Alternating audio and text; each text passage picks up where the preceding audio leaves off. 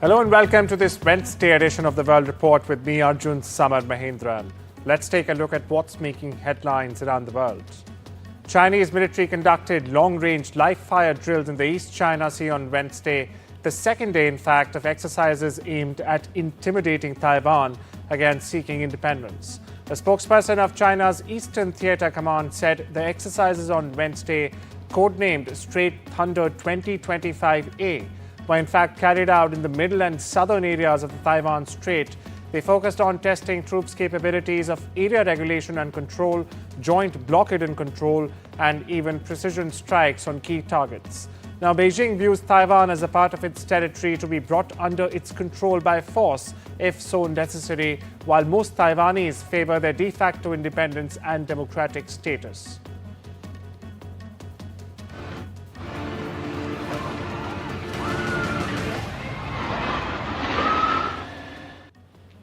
Myanmar's junta has dismissed calls for a ceasefire as clashes with armed resistance groups intensify. Over 2,800 people have been killed so far, with hundreds still missing. On the other hand, armed groups, or the EAOs, the ethnic armed organizations, continue to push for a ceasefire, but violence is still persisting. In a concerning development, the junta has reportedly fired at an aid convoy, further deepening the humanitarian crisis.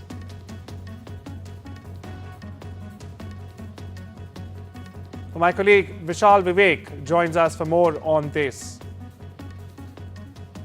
Vishal, what's the latest you're picking up from Myanmar and even the Chatuchak building collapse? So the Myanmar situation is pretty intense, as we've been reporting. More than 2,800 people have officially been killed. That is the information coming in from the military junta itself. But as we've been reporting, it's quite difficult to believe in that information because they have known to be, spreading misinformation. So that will have to be rechecked again and again because the 7.7 magnitude earthquake that struck Myanmar is quite devastating. Almost all of Mandalay, which is the second largest city of Myanmar, has been destroyed. And coming back to Chatuchak in Bangkok, the search for the first survivor continues, though there are no chances of them being found. They have pulled out one body since last night, making that the 15th victim officially, although they have said that they have found many more bodies, but they have not been able to locate them, reach to them. And on the other hand, there are some new findings that the government has come up with.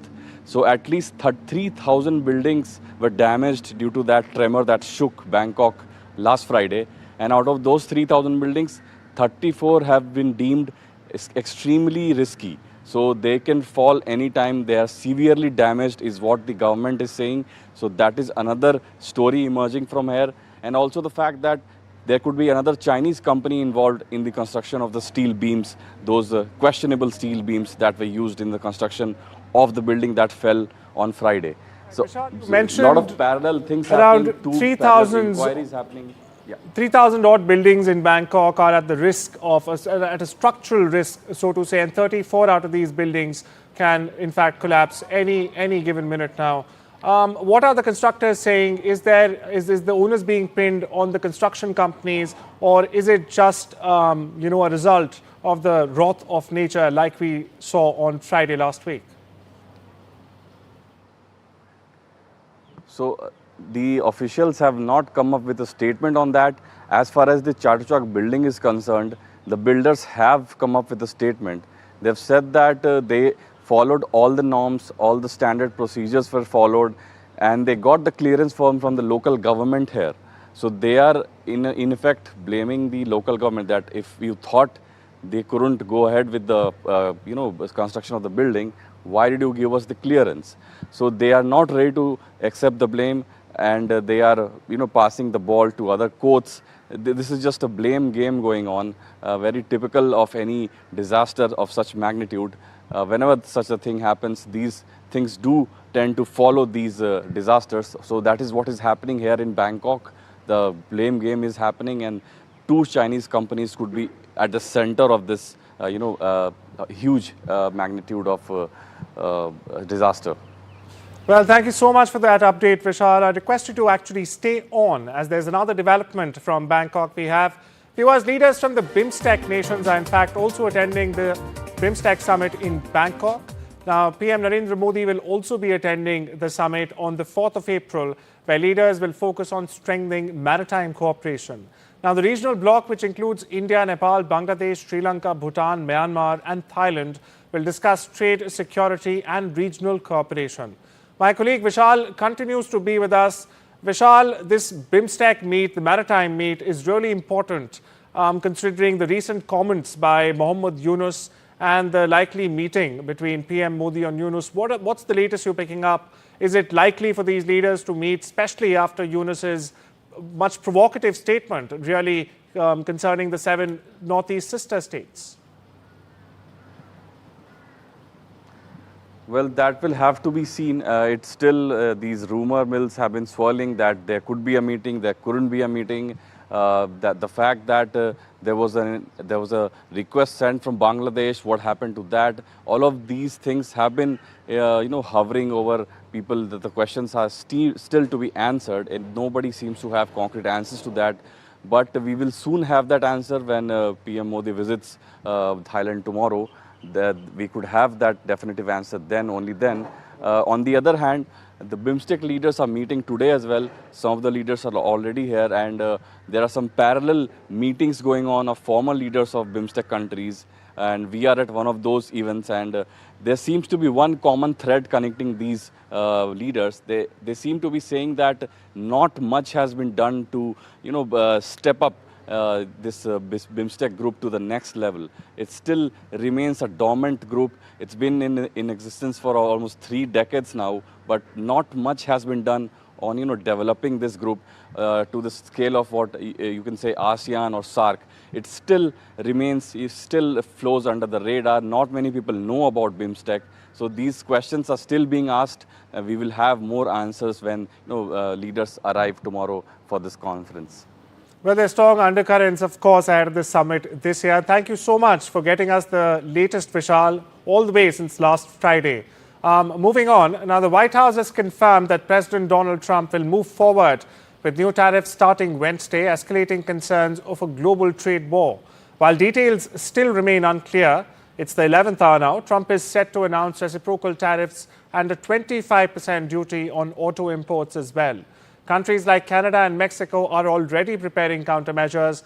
Meanwhile, market experts are also warning that these tariffs could very well drive inflation and slow down global economic growth. My colleague Sakshi Bajaj, in fact, brings you more on this. US President Donald Trump's favorite word, tariffs, of course, has got everyone thinking, so what really are tariffs? Now, tariffs are essentially taxes charged on goods imported from other countries. Companies that bring foreign goods into the country have to pay taxes. Now, US President Donald Trump believes that tariffs will encourage US consumers to buy more American-made goods altogether. However, economists believe that, look, tariffs will increase prices for US consumers, and they believe that US firms may also decide to import fewer foreign goods then. This, remember, will impact inflation further, and rising inflation remains a key concern as far as economists are concerned for the US economy in particular. So Trump's tariffs and the overall impact then. Now, what does this mean for the overall impact if, of course, Donald Trump's tariffs of reciprocal nature or universal nature go ahead in full measure? If they do go ahead in full measure, remember, they can officially reshape the global economy and the framework for businesses altogether. Now, picture this, just as an example, if a US-based restaurant or a baker is getting inputs from Canada, now remember, the input prices will then increase if they do go through, if these tariffs do go through in universal nature, in reciprocal nature for the rest of the world. Framework for businesses will change altogether. Global supply chains and costing will also change. So economists believe that as far as India is concerned, India must push for far more export market diversification than earlier. Analysts say that, look, market gains today in India's stock markets reflect the fact that the tariff impact really has been discounted to a large extent as far as India is concerned.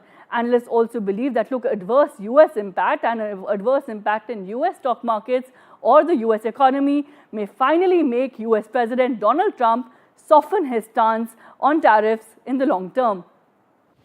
The towering blaze erupted at a Petronas gas pipeline in Malaysia, injuring at least 145 people and damaging nearly 200 homes. Witnesses described flaming debris falling from the sky and windows shattering due to the explosion. Meanwhile, authorities have said that the fire has been extinguished and all hospitalized victims are in stable condition. Meanwhile, Prime Minister Anwar Ibrahim has assured Petronas and the government, in fact, will take full responsibility for restoration, which could take a year or even longer. An investigation is underway to determine the cause of the explosion as we speak. In a closely watched race, Democrat-backed Susan Crawford has, in fact, won a seat on the Wisconsin Supreme Court, maintaining the court's 4-3 liberal majority.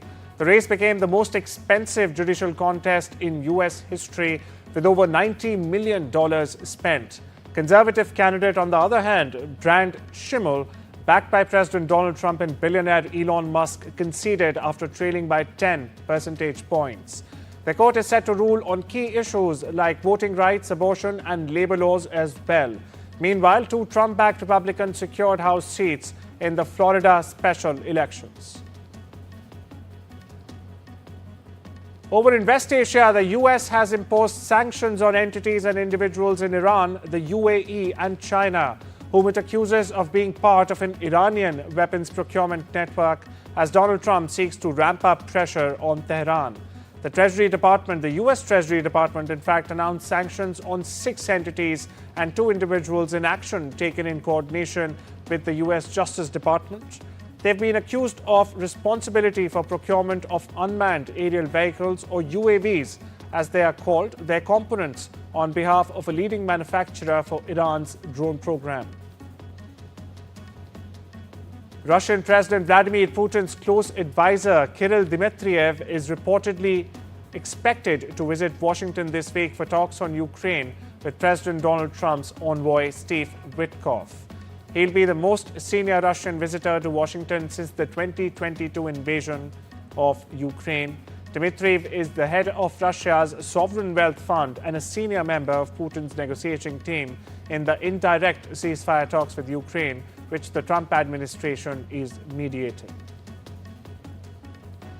Staying with Russia, Putin begins the biggest Russian military call-up in years together. President Vladimir Putin has called up some 160,000 men aged between 18 and 30 years. It's Russia's highest number of conscripts since 2011. This as the country moves to expand the size of its military. The current draft, which takes place between April and July, comes despite US attempts to forge a ceasefire in the 3-year-long war. US federal prosecutors are seeking the death penalty against the man accused of fatally shooting United Healthcare CEO Brian Thompson outside a Manhattan hotel on the 4th of December in New York. The US Attorney General Pam Bondi said on Tuesday. Mangione is facing both state and federal charges in connection with Thompson's killing. He has pleaded not guilty to the state charges and has not even entered a plea to the federal ones. The maximum punishment, in fact, on the state charges is life in prison. Indian-American Jay Bhattacharya has officially assumed the office as the 18th director, in fact, of the U.S. National Institutes of Health, or the NIH, nominated by President Donald Trump last November and confirmed by the Senate last month. Dr. Bhattacharya will oversee the country's top medical research agency.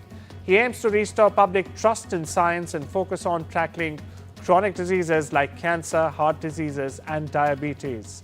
A Stanford professor and health economist, Dr. Bhattacharya gained prominence during the pandemic for co-authoring the Great Barrington Declaration, advocating for reopening schools while protecting vulnerable populations. Chile's President Gabriel Boric has praised Prime Minister Narendra Modi's global leadership, calling him a key geopolitical player.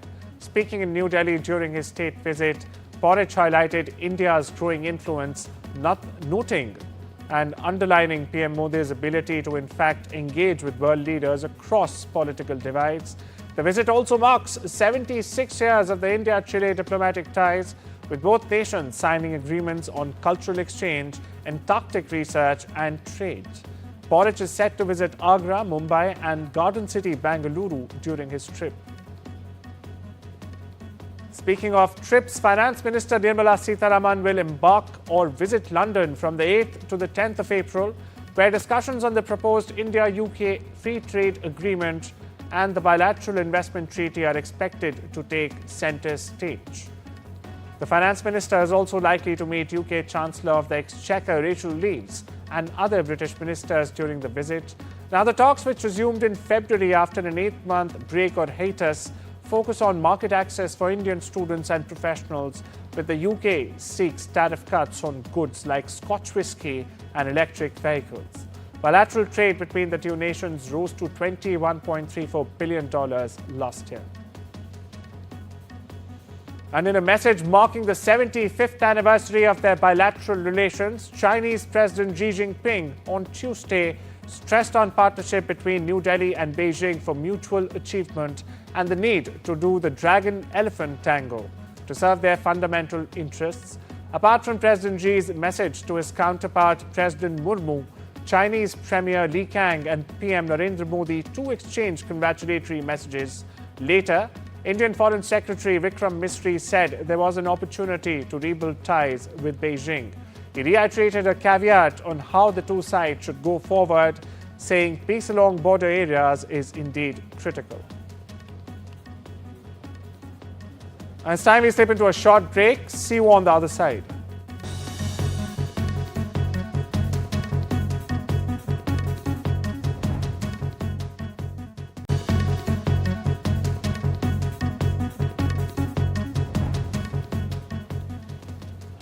Welcome back. You're watching the World Report with me, Arjun, Samar, Mahendran. Moving on to business news now. A crucial White House meeting stated for Wednesday will decide the fate of TikTok in the US. With an April 5th deadline looming, President Trump and key officials are in fact reviewing last-minute proposals to secure a non-Chinese buyer for the app. Leading investors, including Blackstone and Andreessen Horowitz, are reportedly in talks to buy out TikTok's US operations. If in the case of no deal being reached, the app faces a nationwide ban on security grounds. OpenAI's ChatGPT has seen an unprecedented surge in users after the rollout of its new image generation feature, inspired by Studio Ghibli's signature animation style. The update has fueled social media trends and has pushed ChatGPT's active user base past 150 million for the first time this year. CEO Sam Altman has said that they added 1 million users in just 1 hour, but the spike in demand has led to temporary service disruptions as well. The Meta's AI division is undergoing a leadership shake-up as Joelle Pinou, the head of AI research, announces her departure after 8 years at the helm. Pinou led the development of key AI tools like PyTorch and Llama, shaping Meta's AI strategy altogether. Her exit comes as tech giant intensifies its AI push, competing with rivals like OpenAI and Google in the fast-evolving artificial intelligence landscape. The world of sports, Lionel Messi's bodyguard, Yassine Chouko, has revealed that he is no longer allowed to protect the football star from the touchline during Inter-Miami matches. Now, Chouko, who's gained fame for swiftly stopping pitch invaders, criticized the security situation in the US, claiming that 16 people have breached the field in just 20 months. MLS, or Major League Soccer, however, stated that its security protocols remain unchanged. Inter-Miami has yet to comment on the matter. In the world of golf, Tiger Woods pulled an April Fool's prank, claiming he was ready to play in the Masters just weeks after returning his Achilles tendon. The golf legend posted the joke on social media, saying that he had recovered thanks to a hyperbaric chamber and explosive lifts. Minutes later, however, Woods clarified it was all in good fun, admitting his Achilles is still in bad shape. Now, 49-year-old Woods last played an official tournament in July last year. Golfer Akshay Bhatia is back at the Valero Texas Open, where he won his first PGA Tour title last year. The 22-year-old secured his spot at the 2025 Masters with that victory, finishing 35th in Augusta. Now, this time, Bhatia is focused on fine-tuning his game rather than defending his title. This as he is already set to compete at this year's first major tournament.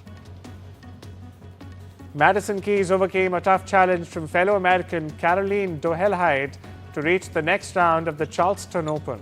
Despite Dohelhide saving 7 match points, Keys held a nerve to win 6-3, 7-6. Meanwhile, defending champion Danielle Collins also advanced, defeating Robin Montgomery in straight sets. In the world of entertainment, Hollywood actor Val Kilmer, known for his iconic roles in Top Gun, The Doors, Tombstone, and even Batman Forever, has died at the age of 65. According to the New York Times, the cause of his death has been ascertained pneumonia, as confirmed by his daughter Mercedes Kilmer as well. Now, Kilmer was one of Hollywood's top stars in the 1990s, but faced career setbacks due to his clashes with directors and co-stars. His legacy includes a reputation for intense performances and perfectionism, with his final major appearance in Top Gun Maverick alongside Tom Cruise. In an unprecedented diplomatic gesture, Israel's foreign ministry hosted the world premiere of The Diplomat, starring John Abraham, to welcome India's new envoy, JP Singh. Now, the film is based on a real-life crisis that Singh helped resolve. Israeli Foreign Minister Gideon Saar met Singh before the screening, wishing him success in his tenure as the new ambassador.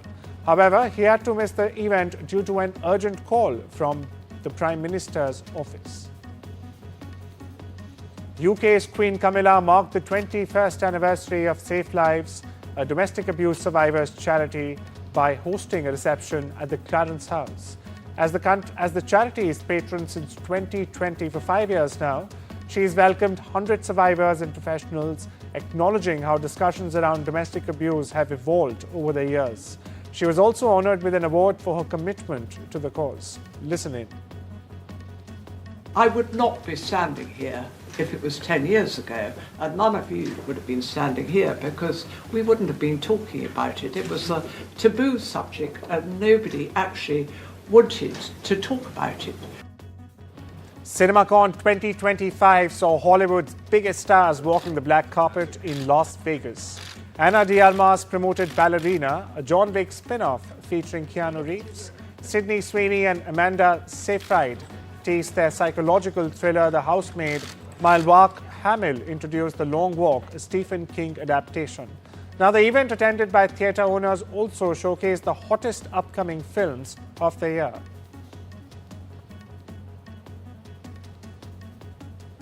Now, with that, it's a wrap today. Take care and have a wonderful day.